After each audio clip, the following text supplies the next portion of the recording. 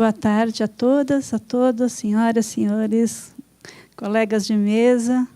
Eu estou aqui representando o presidente Guilherme Feliciano, da ANAMATRA, e, em nome dele, agradeço imensamente o convite, porque é uma oportunidade especialíssima de debater, ouvir e conversar sobre esse tema, especialmente nesse momento em que, independentemente da nossa vontade, a ANAMATRA acabou tomando o centro de muitas discussões e chamando muita atenção nesse tema da reforma.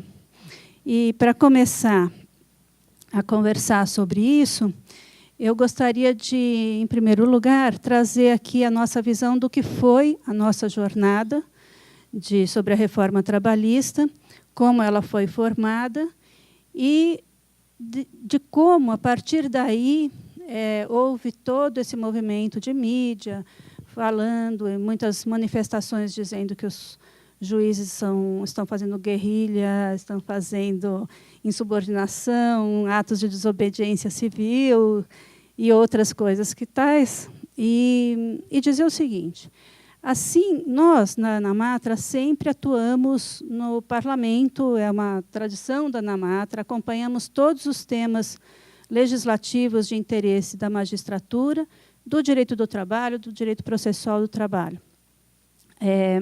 Está no nosso estatuto, e nós, por isso, não somos um sindicato, que a ANAMATRA se preocupa e tem por objetivo, inclusive o Marcos já foi diretor também da ANAMATRA, não só as questões vinculadas diretamente às condições de trabalho dos juízes, mas as questões sociais e que afetam o direito do trabalho, a defesa do direito do trabalho e a defesa da justiça do trabalho, né? Artigo 5º do nosso estatuto. Bem, quando nós fomos nos envolvendo com a discussão no parlamento sobre o projeto, o anteprojeto, as propostas de mudança, houve, sem dúvida alguma, interesse de toda a magistratura trabalhista e uma demanda muito forte, especialmente depois que a chamada reforma foi aprovada, no sentido de que os juízes vão fazer daqui para frente. Está mudando muita coisa, não é? Discutindo a sociedade, discutindo o parlamento, discutindo tudo, mas no dia 11 de novembro, a partir do dia 11 de novembro, nós vamos ter que despachar os nossos processos. E isso gerou uma angústia e uma preocupação e uma expectativa muito grande. A ANAMATRA, como uma forma de responder a essa preocupação, que era também da direção da ANAMATRA, mas principalmente de todos os colegas, todos os juízes, resolveu fazer essa jornada. Antes de fazer essa jornada, esteve no TST e convidou o TST a fazer junto essa jornada. Era a nossa intenção. Mas não foi possível, não houve concordância programática, digamos assim, não houve possibilidade de fazer no TST. Então, fizemos a nossa.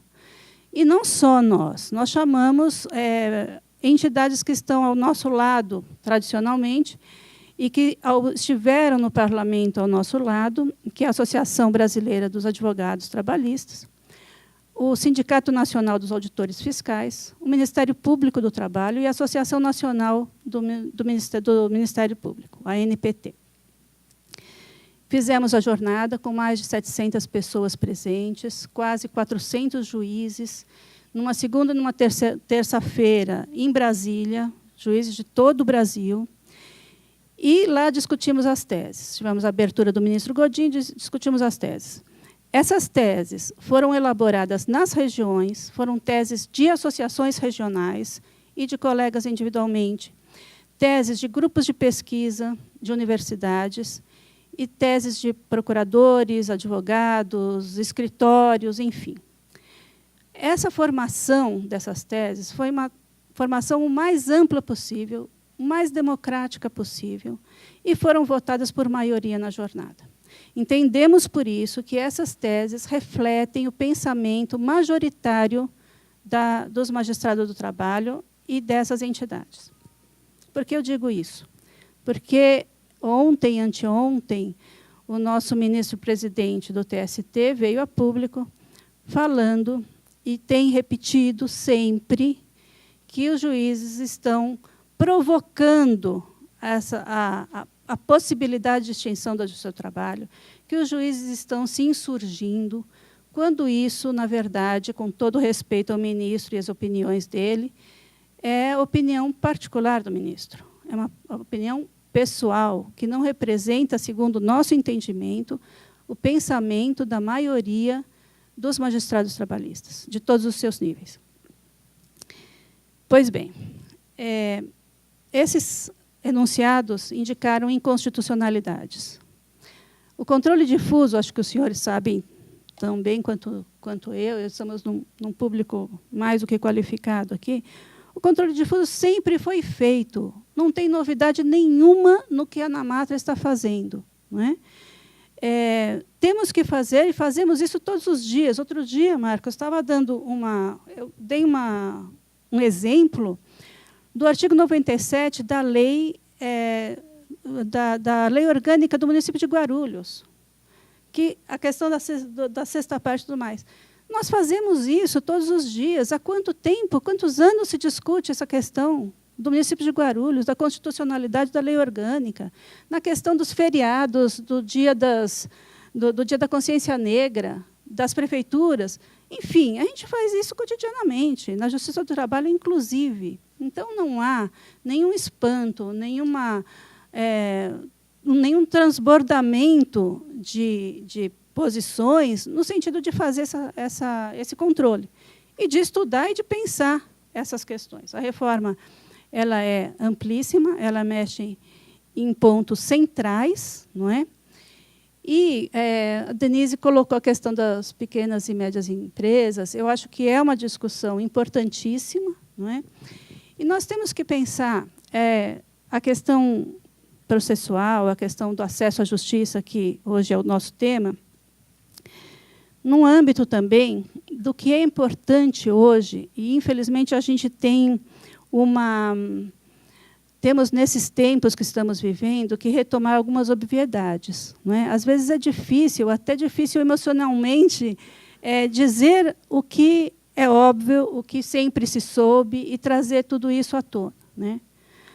A questão da separação dos poderes e a questão da autonomia judicial e da independência judicial hoje é tema central. E é tema central que não interessa só a magistratura. É tema central que interessa, e é voltada para a população em geral, sim, mas interessa a todos os operadores do direito. Não gosto de falar operadores do direito, mas todos os profissionais. Né? Interessa aos advogados, porque no momento em que a Justiça do Trabalho for diminuída, tiver sua importância colocada abaixo, no momento, enquanto a Justiça do Trabalho é desqualificada e é vista como praticamente inimiga da nação, quem sofre com isso e quem também vai ser afetado por isso são os advogados, sejam eles de empresas ou de empregadores. Terão as suas profissões jogadas ao chão junto. Não é? A autoridade, a possibilidade de transformação, de realização de um trabalho profundo, qualificado, tudo isso vai ser completamente desqualificado junto. Não é? Então, a questão do enfraquecimento da Justiça do Trabalho, dos ataques, das propostas de extinção, atinge, sim, a população mais pobre, atinge toda a cidadania brasileira e atinge também os empresários e as pequenas empresas que estão lá na Justiça do Trabalho muitas e muitas vezes diariamente. Não é? E essa questão da independência, ela tem que ser, mais uma vez, voltar à pauta, voltar à discussão e voltar a ser uma bandeira de combate, na nossa opinião, e por incrível que pareça. Não é? Não estamos num momento normal do Estado brasileiro. Não é? E, por isso, esses temas devem estar na pauta de novo, devem ser discutidos e devem ser objeto de reflexão aprofundada. Né? A questão do acesso à justiça e a questão das pequenas empresas.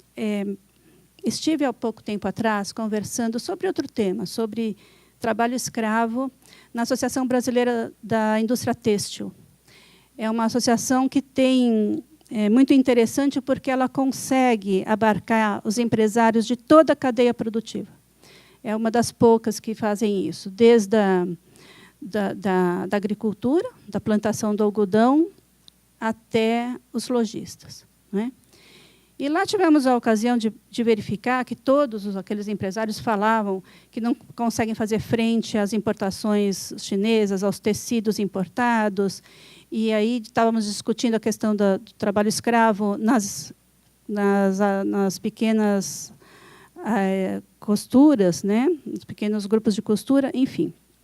O que nós estamos vendo agora, de forma ampliada, me parece, é um perigo muito grande do ponto de vista empresarial, de dumping interno, porque essa reforma ela atinge de uma forma cirúrgica grupos empresariais, não é? A gente, quando lê a reforma, a gente pode identificar o que beneficia bancos, o que beneficia empresas de terceirização, o que beneficia transportes, não é? Nós que estamos todos os dias pegando esses processos, a gente consegue verificar os destinatários dessas reformas de uma forma muito clara, não é? E as outras empresas? E dentro desses ramos, como se dará a concorrência? Porque aqui não se trata de trazer se trata de trazer um barateamento de mão de obra, mas se trata também de beneficiar de uma forma discriminada alguns grupos, não é? E mais, quando se fala em giro de economia, eu não sou especialista, me desculpem se extrapolo até um pouco, mas vejam, a questão do rebaixamento dos salários, o trabalho intermitente que foi citado aqui, como fica o mercado interno? Como será o consumo dessas pessoas que vão receber R$ 4,50 por 8 horas a cada final de semana, como o Bob's e outras cadeias de lanchonetes de fast food estão fazendo, né? E a previdência social? Como serão os recolhimentos previdenciários? Como será sustentada a previdência social com salários rebaixados dessa maneira, né? Bem, voltando aqui ao tema do acesso à justiça, entendemos que o que a reforma faz de limitação do acesso à justiça está perfeitamente de acordo, coerente e integrado nesse projeto, que é o projeto de desmantelamento e de retirada da importância da justiça do trabalho. Ele não só impede o acesso à justiça, com aumento de custos, com pagamento de honorários periciais, com pagamento de honorários de sucumbência, como ele estabelece outros mecanismos que desviam completamente as pessoas, ou dificultam mesmo a chegada da população na justiça, né? A questão da chamada jurisdição voluntária, que, na verdade, não é nada mais, nada menos do que a oficialização da casadinha, né? Da ação que entendemos até hoje como fraudulenta, né? Dos acordos dentro da empresa, com os mesmos advogados, e é uma situação que, do meu ponto de vista, enquanto magistrada, e antes disso fui advogada, tenho mais de 30 anos, nunca se viu, sempre se combateu essa situação, né? A questão da mediação, da arbitragem, que, feita de uma forma indiscriminada, não é? Ela é, de fato, um atalho, um caminho que evita a chegada da população ao Poder Judiciário, a resposta do Estado. Ela privatiza a solução do conflito, não é? E, enfim, são muitas as questões. Eu acho que eu já passo aqui, já falei até demais, passo aqui a palavra para o meu colega Marcos Fava, que vai, professor, sim, lhe devolvo a palavra para a Luciana, e, enfim, e agradeço a oportunidade.